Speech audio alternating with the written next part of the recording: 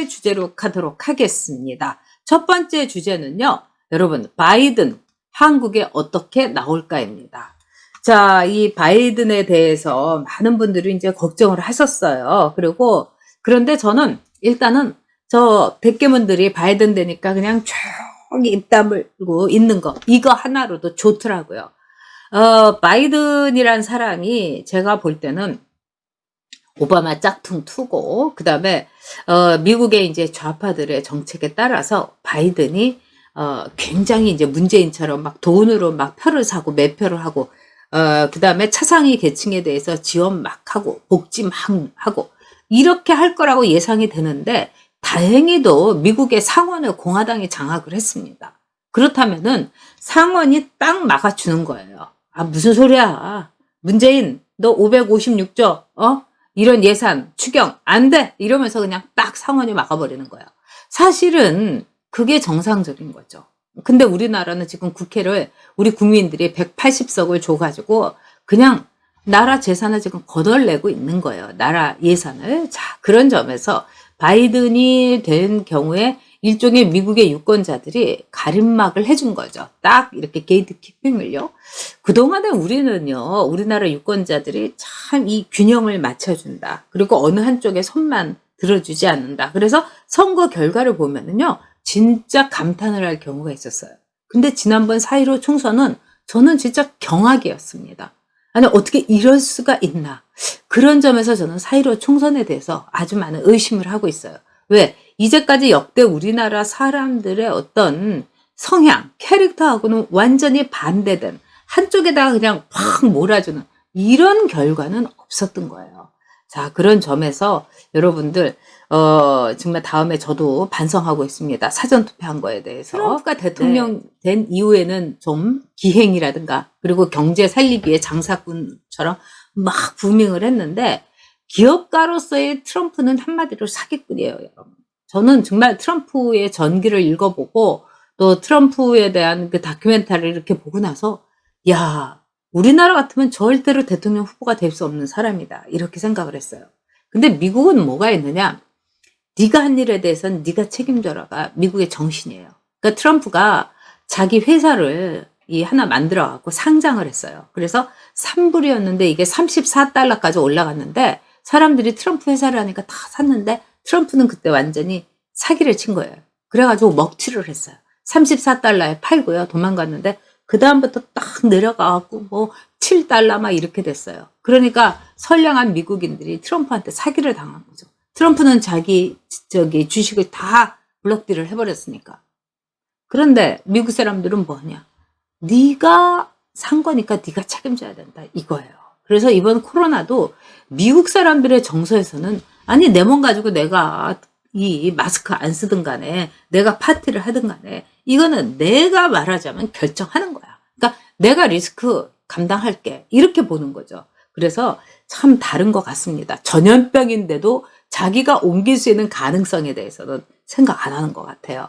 자, 그런 점에서요, 우리가 이 바이든 된 뒤에, 그렇다면은 이왕 바이든이 됐으니까 우리 빨리빨리 바이든에 대해서 어떻게 우리가 대처할 것인가 좀 보도록 하겠습니다. 그래서 이 바이든에 대해서 이 스가, 그 다음에 일본이 로비를 엄청나게 했습니다.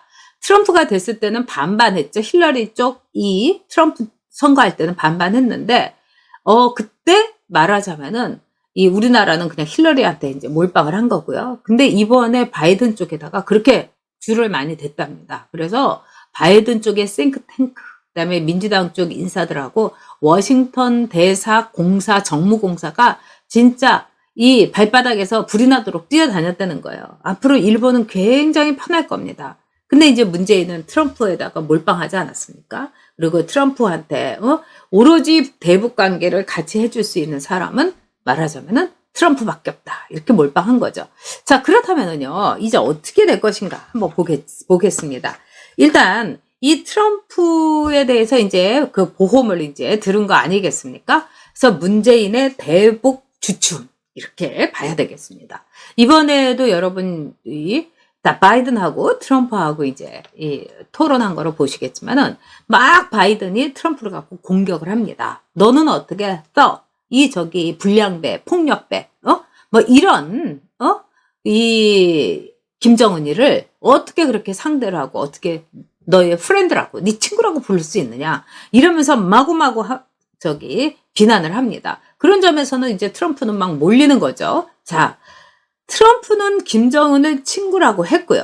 그 다음에 이 바이든은 폭력배, 무례한, 아주 그냥, 이 양아치, 막 이런 thug라는 말을 썼어요. 이거 원래 영국식 영어인데, 진짜 이 바이든이 그런 점에서는 트럼프보다는 아주 고급스러운 아주 그런 언어를 좀 구사를 하죠. 그래서 이 교포분들이 그래요. 트럼프 하나 좋은 건 뭐냐? 트럼프가 연설을 하면은 단문으로 팍팍 끊어가지고 해가지고 참 알아듣기 좀 쉽다 이런 말도 했었죠.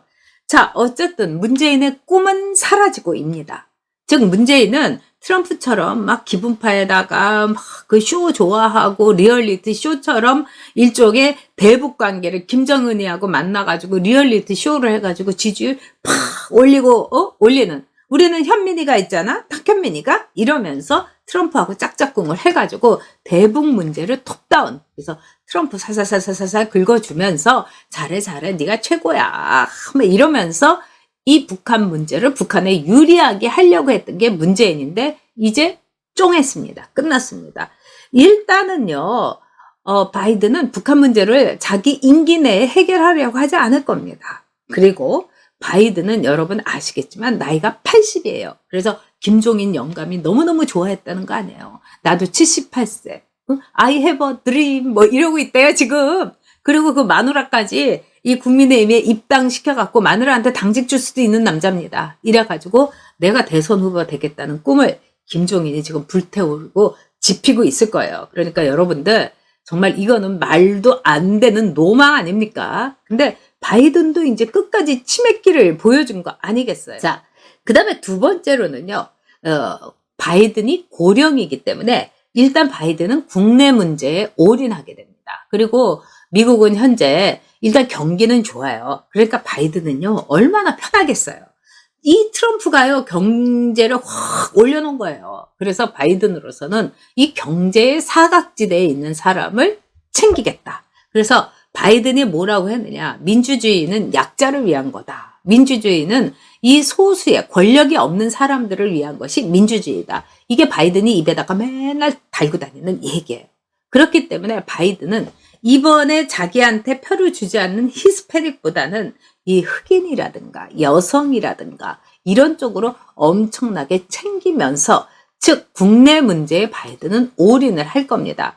왜 그러냐? 바이든은 건강도 그렇게 좋진 않아요. 이번에 바이든이 일단은 유세를 많이 다니질 않은 거예요. 그 다음에 여러분들 바이든이 이렇게 걷는 걸 보면은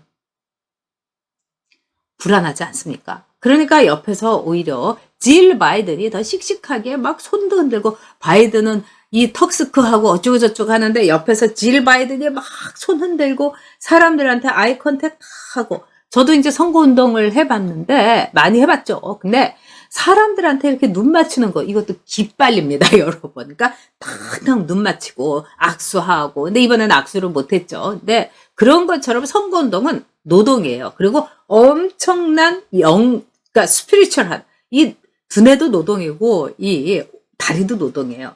그런 점에서 이 바이든은 국내 문제만 올인할 거기 때문에 아마도 maybe가 아니라 must 아마도 이 미국의 국내 문제에 올인하기 때문에 즉 아메리카 그레이트 아메리카 어게인 뭐 이런 거 안 할 겁니다. 그리고 이 바이든은 지금으로서 미국이 갖고 있는 여러 가지 계층 갈등이라든가 또는 뭐 동성애 문제라든가 뭐 이런 거에 굉장히 자유로운 상황을 갖고 있어요. 그럼에도 불구하고 제가 보기에는 바이든이 그동안 이제 살아온 경력이나 이런 걸 보면은 바이든은 이렇게 항상 눈치를 봐요. 그리고 자기가 나서질 않습니다. 그러니까 매우 수동적인 리더십을 바이든이 구사할 가능성이 있어요. 그러면 수동적인 바이든의 리더십이 국내에서 국내 정치에 함몰되다 보면은요, 전혀 한국 문제에 대해서 오바마처럼 그냥 내버려 둘 수밖에 없는 겁니다. 그러니까 내팽개쳐 두는 거예요. 또 대만하고도 그래요. 바이든이 좋아하는 나라는 어디냐? 일본입니다. 그 다음에 바이든이 이번에 중국 문제에 대해서 아주 헌터 바이든이 표를 엄청 잡아먹었죠. 나중에 이 트럼프한테 역전 당했을 때 사람들이 미국 언론에서 나온 게 헌터가 잡아먹은 표가 몇 퍼센트냐. 근데 10% 내지는 15%는 그 망나니 헌터 바이든이 아버지를 완전히 폭망을 시켰다. 이래갖고 헌터 바이든에 대해서 막 나왔어요. 이 우크라이나라든가 또는 중국의 이 헌터가 말하자면 저지른 게 상당히 크죠. 그렇기 때문에 바이든은요, 친중으로 그렇게 확실하게 가기 굉장히 어려울 겁니다. 바이든은요. 그래서 우리가 걱정하고 있는 친중 이쪽으로 그렇게 쉽사리 갈 수 있을 건가? 저는 못 간다. 이렇게 봅니다.